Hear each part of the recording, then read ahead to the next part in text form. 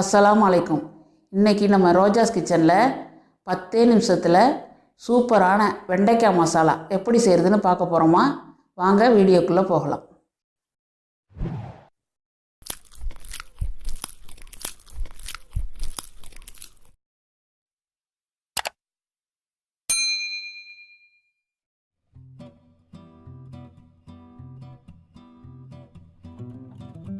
முதல்ல அடுப்பை பற்ற வச்சு ஒரு கடாய் அடுப்பில் வச்சுக்கலாம்.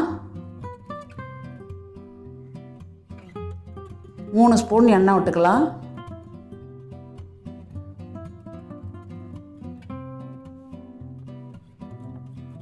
பூண்டு, கருவேப்பிலை போட்டு வதக்கிக்கலாம்.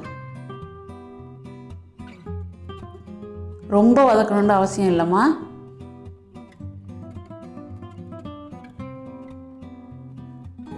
கொஞ்சம் வதக்குனா போதும்.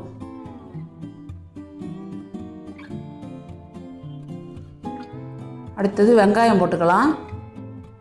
நான் ஒரு வெங்காயம் வெட்டி வச்சுருக்கேன், பெரிய வெங்காயம்.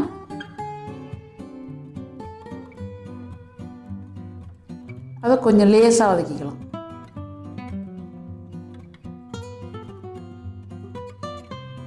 இப்போ தக்காளி நான் 1 பெருசாக எடுத்திருக்கேன். சின்னதாக இருந்தால் 2 போட்டுக்கோங்க. 1/4 கிலோ வெண்டைக்காய்க்கு பழமாக இருக்கணும். நல்லா கரையணும்னு அவசியம் இல்லை. ரொம்ப இது கரைஞ்சிடக்கூடாது. இந்த தக்காளி இந்த மாதிரி வெட்டினது இருந்தால் தான் அந்த டிஷ்ஷுக்கே நல்லாயிருக்கும். அது கரையிறதுக்கு கொஞ்சம் வெங்காயம் கரையிறதுக்கு உப்பு போட்டுக்கலாம்.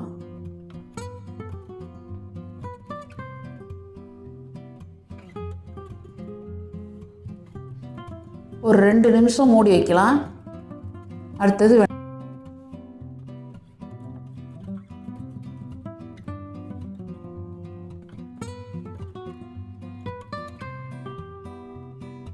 இப்போ ஒரு கிளறிட்டோமா. இப்போ 1/4 கிலோ வெண்டைக்காய் ரொம்ப சின்னதாக வெட்டக்கூடாது, குழஞ்சி போடும். இந்த அளவுக்கு வெட்டிக்கோங்க. அப்போ தான் நல்லாயிருக்கும் உங்களுக்கு. அந்த எண்ணெயிலேயே பிரட்டி விடணும்.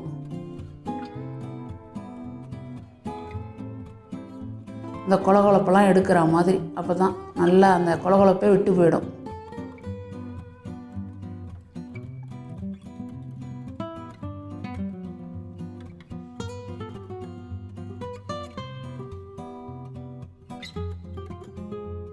இது ஒரு 5 நிமிஷம் மூடி வச்சுருவோம். சிம்மில் வச்சுருங்க.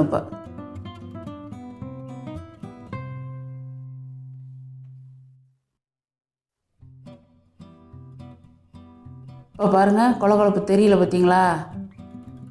இப்போ மசாலா போட்டுடலாம். மல்லித்தூள், மஞ்சத்தூள், மிளகாத்தூள்,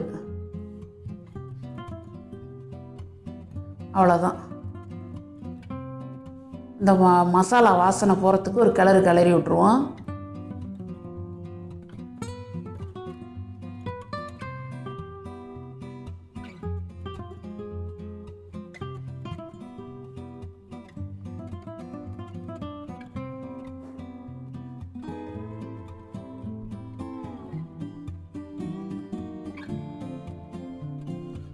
ஒரு 1/2 டம்ளர் தண்ணி விட்டுக்கலாம். ரொம்ப விட்டுறாதீங்க, அப்புறம் குழஞ்சி போயிடும். ஒரு 1/2 டம்ளர், 1/4 கிலோவுக்கு ஒரு 1/2 டம்ளர் விடலாம். இப்போ உப்புலாம் சரி பார்த்துக்கலாம். பார்த்துட்டு ஒரு மூடி வச்சுருவோம். ஒரு 5 நிமிஷத்துக்கு மூடி வச்சுருவோம். அப்புறம் பார்க்கலாம்.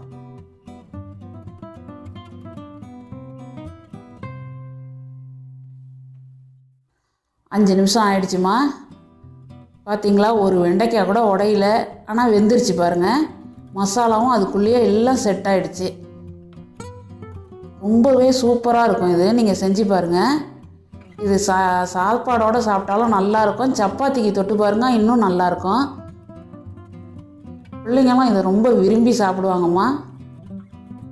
இதை உங்கள் வீட்டில் நீங்களும் ட்ரை பண்ணி பார்த்துட்டு எப்படி இருக்குன்னு கமெண்ட்டில் வந்து சொல்லுங்கள். அடுத்த வீடியோவில் பார்க்கலாம். நன்றி. இந்த வீடியோ உங்களுக்கு பிடிச்சிருந்துச்சுன்னா லைக் பண்ணுங்கள், ஷேர் பண்ணுங்கள். பிடிக்கலனா டிஸ்லைக் பண்ணிவிட்டு அதுக்கான ரீசனை கமெண்ட் செக்ஷனில் சொல்லுங்கள். அப்படியே சப்ஸ்கிரைப் பண்ணிவிட்டு அந்த பெல் ஐக்கனையும் ப்ரெஸ் பண்ணிவிடுங்க.